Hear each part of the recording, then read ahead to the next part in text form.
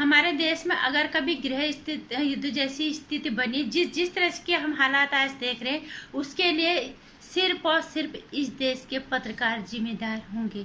और जो जयचंदू के औलाद है ना, जो देश खा के देश में ही नमक हरामी करके कर रहे हैं, वो तो जिम्मेदार खैर है ही है। उससे ज्यादा इस देश का पत्रकार, जिसको हम लोकतंत्र का चौथा हिस्सा कहते हैं, वो इसके लिए जिम्मेदार होगा। और ये बात सत्य है। नमस्कार हिंदुस्तान, स्वागत है आपका मेरे चैनल नंदिनी जो में। मैं हूं नंदिनी। कैसे आप लोग ध्यान रखिएगा अपना और अपनों का। कोरोना ग्रस्त जो है उनके लिए दुआएं करो। और देश जिस हालात से गुजर रहा है कोरोना से, वो लोग देश से लेकर पूरे विश्व तक, क्योंकि ये अदृश्य बीमारी ने पूरी दुनिया में तबाही मचा रखी है। और वो बात छुपी नहीं है किससे कि हिंदुस्तान में क्या हालात हो रहे हैं। इसलिए शायद किसी की जुबान पे सरस्वती बैठी हो, किसी की दुआ सुन ले ऊपर वाला, और हमें इस महामारी से जल्द मुक्ति मिल जाए। और कृपया करके एक ही विनती करना चाहूंगी कि कोरोना नियमों से खिलवाड़ मत कीजिएगा। एक जिम्मेदार और समझदार नागरिक होने की अपनी जिम्मेदारी को निभाओ। और क्योंकि हर काम सरकार हमसे करवाने नहीं आएगी, हमें मास्क पहनाने सरकार नहीं आएगी, हमें सोशल डिस्टेंसिंग करना सरकार नहीं आएगी। कुछ जिम्मेदारी हमारी बनती है, क्योंकि ये देश हमारा भी है और इससे हर कोई जूझ रहा है। और अब बात करते हैं हमारे देश के पत्रकारों की। जो पत्रकार, जिसको हम लोकतंत्र का चौथा हिस्सा कहते हैं, ये लोकतंत्र का चौथा हिस्सा बहुत बड़ी समस्या पैदा करेगा हमारे देश में। और मुझे ऐसा, मैं हर बार अपनी वीडियोज में कहती हूँ कि अगर हमारा देश किसी भी बुरी परिस्थिति में फंसा, गृह युद्ध जैसे हालात देश में अगर बने, तो ये देश का जो चौथा इसका स्तंभ है ना, इसको कैंसर हो गया है। और यही जिम्मेदार होगा कि ये हमारे देश को गृह जैसी स्थिति में ले जाएगा और देश को बर्बादी के रास्ते में ले जाएगा। देश को दिशाहीन करने का काम ये चौथा स्तंभ कर रहा है। कल मैंने एक ब्लॉग पढ़ा था, कहीं पे मैं लिखा हुआ, रवीश कुमार जाने माने पत्रकार एनडीटीवी इंडिया के, सभी को पता है 9 बजे प्राइम टाइम लेके आते हैं एनडीटीवी इंडिया पे। मैगजीन सम्मान से सम्मानित हैं ये पत्रकार। इतने बड़े पत्रकार हो के उनको अपनी जिम्मेदारी का एहसास बिल्कुल नहीं है। उनकी हर बात से ऐसा लगता है कि देश के अंदर वो गृहस्थ कराने के विचारधारा को प्रबलता से बल दे रहे हैं। मैंने उनका ब्लॉग कल लिखा हुआ पढ़ा था कि तुम इस्तीफा क्यों नहीं देते मोदी जी या हर्षवर्धन स्वास्थ्य मंत्री जो हमारे हैं, कि तुम इस्तीफा क्यों नहीं देते। उनके हिसाब से सरकार कुछ नहीं कर पा रही। ठीक है, हम मानते हैं, आप कह रहे हो कि तुम इस्तीफा दे दो। अपने आप को ईमानदार पत्रकारों में पत्रकार गिनने वाला या इसके जो प्रशंसक है, उन लोगों से मैं एक सवाल कहना चाहूंगी, क्यों ये इस्तीफा सिर्फ और सिर्फ मोदी जी से मांगेगा, हर्षवर्धन से मांगेगा, या ये केजरीवाल से इस्तीफा मांगेगा। सबके सामने है दिल्ली में क्या हालात हुए, और केजरीवाल जी से कभी सवाल नहीं करता, केजरीवाल से कभी इस्तीफे की मांग रवीश कुमार नहीं करता। क्यों? ये हर जगह भाजपा शासित जहाँ पे भी राज्य है वहीं क्यों उंगलियां उठाता है? ये किसी और राज्य के बारे में कहीं क्यों नहीं बोलता? ये उद्धव ठाकरे से क्यों नहीं इस्तीफा मांग रहा है? हैरानी की बात है, ऐसी पत्रकारिता हमारे देश को जंक की तरह खा रहा है और कैंसर की तरह, मतलब बहुत बुरी तरह से हालात में ले जाने की तरफ इनकी विचारधारा, इनकी जो पत्रकारिता है।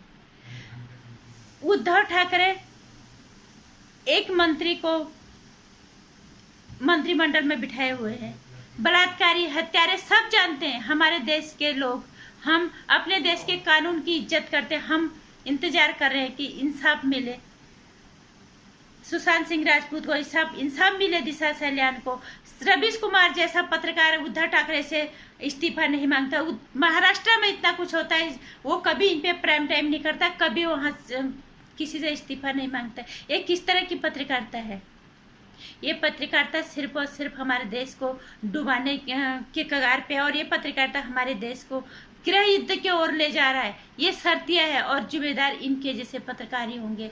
ये कभी सवाल नहीं करते कि और क्या पत्रकारिता इस भेदभाव, पत्रकारिता तो हर भेदभाव से ऊपर, हर विचार, उसकी विचारधारा अलग है, उसको तो सवाल पूछना उसका काम है, वो माध्यम है जनता और सरकार के बीच में।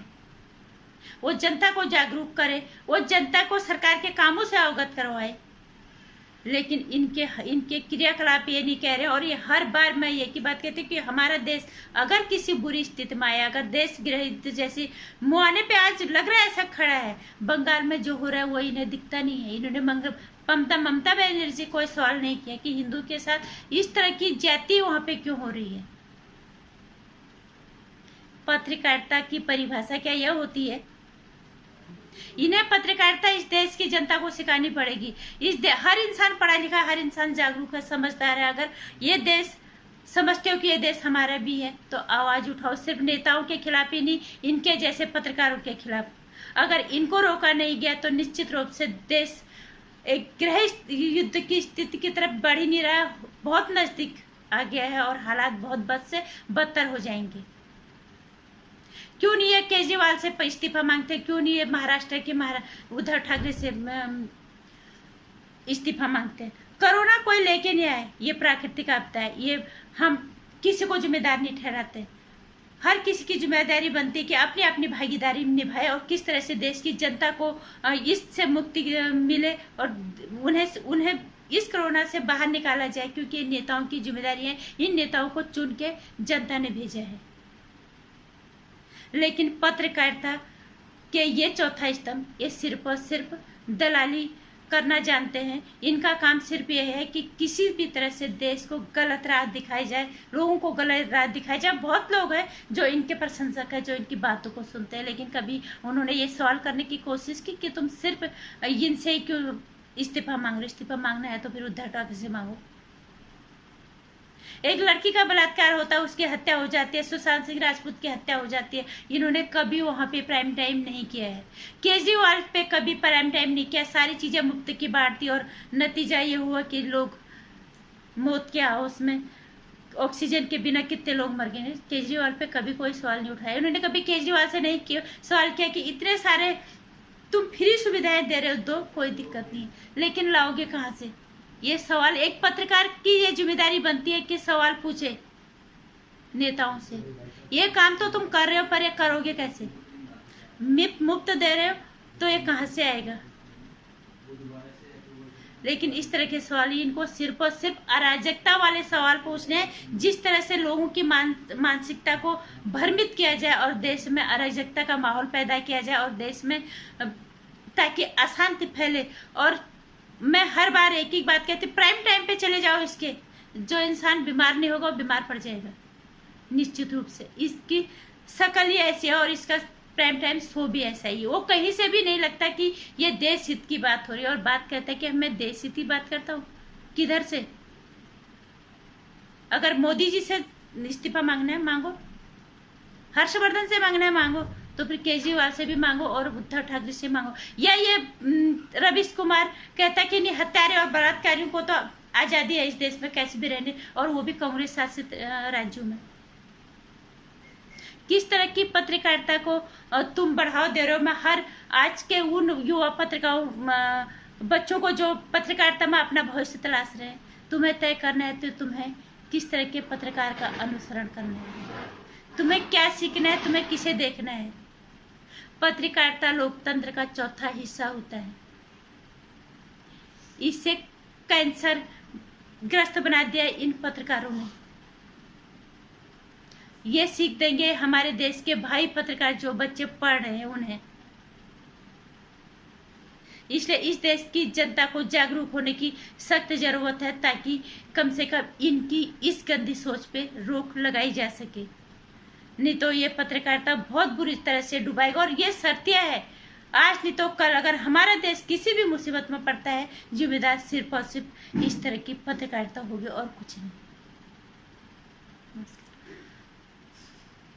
मेरे विचारों से अगर आप थोड़ा सा भी मेल खाते हो तो मेरी वीडियो को लाइक कर देना, इसे शेयर कर देना, क्योंकि ये देश हमारा भी है। सही और गलत सोचने और इस पे इसके हित में सोचने का अधिकार हमारा भी है। बात है वो नहीं है कि हम पत्रकारिता में नहीं है या हम किसी कोई नेता नहीं है।